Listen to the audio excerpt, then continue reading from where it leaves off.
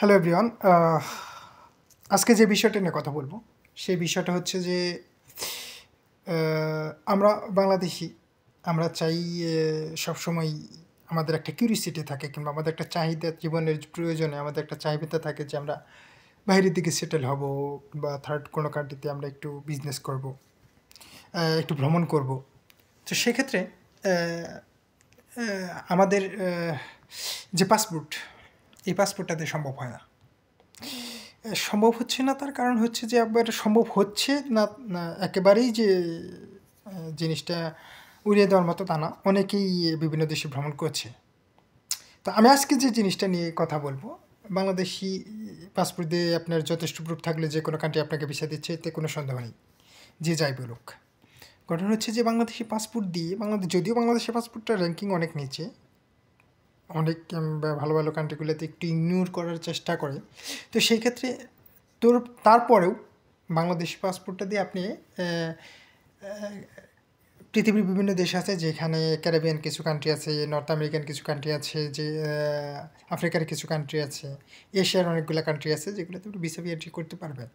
কিন্তু এখানে কিন্তু আছে আপনার ভিসা, ওই দেশের ভিসা ফ্রি থাকলেও আপনি যেতে পারছেন না। কেন যেতে পারছেন না এই বিষয়টা নিয়ে এখন কথা বলবো। যে আমি যদি ফর এক্সাম্পল ফিজি অস্ট্রেলিয়ান মহাদেশের একটা দেশ, অনেক ভালো একটা দেশ। ভানুয়াতু আছে, ফিজি আছে, ত্রিনিদাদ অ্যান্ড টোবাগো আছে, ডোমিনিকান সিটি আছে, বারবাডোস আছে, ক্যারিবিয়ান কিছু দ্বীপপুঞ্জ আছে।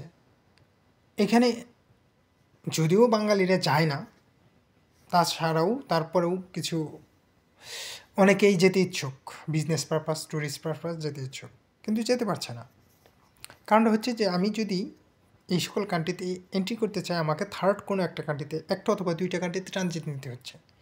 এখন যেই কারণে আমাকে যে দেশে ট্রানজিট নিতে হচ্ছে সেই দেশ আমাকে অ্যালাউ করছে না যে না, তুমি যদি আমার এই দেশ দিয়ে তুমি ওই দেশে যাও তাহলে তোমাকে আমার দেশের ট্রানজিট ভিসা নিতে হবে। এই কারণে যেতে পারছে না। এখন আপনি যদি ট্রানজিট ভিসা নেন, ট্রানজিট ভিসার প্রসিডিউরটা অলমোস্ট একটা ট্যুরিস্ট ভিসার মতো।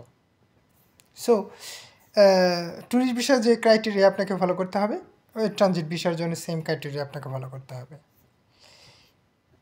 অনেক কান্ট্রি আপনাকে ট্রানজিট ভিসা দিবে না, যে কারণে আপনি এই কান্ট্রিগুলোতে যেতে পারবেন না।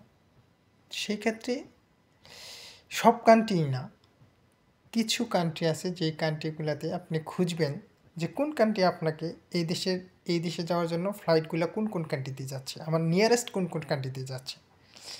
যেমন আমি ধরলাম যে আমার পাকিস্তান থেকে, শ্রীলঙ্কা থেকে, কিংবা আমি হংকং অথবা চায়নার একটা ভিসা ইজিলি নিতে পারছি, তাহলে আমি চায়না থেকে এই দেশের ডাইরেক্ট একটা ফ্লাইট আছে, তাহলে আমি এই দেশের একটা ট্যুরিস্ট ভিসা নিলাম। তারপরে ওই দেশে আপনি যখন টিকিট কাটবেন আপনি অলমোস্ট ইজিলি চলে যেতে পারবেন। পরবর্তী কোনো একটা ভিডিওতে আমি আপনাদেরকে এই বিষয়ে আরও একটু ক্লিয়ার করে বলার চেষ্টা করব যে কোন কোন ক্ষেত্রে কোন কোন ক্রাইটেরিয়া ফলো করলে আপনি এই ট্যুরিস্ট ভিসাটা কিংবা এই ট্রানজিট ভিসাটা ইজিলি আপনি নিতে পারবেন। সো ভালো থাকবেন, connect with me, I will try to explain my best. Okay, bye bye.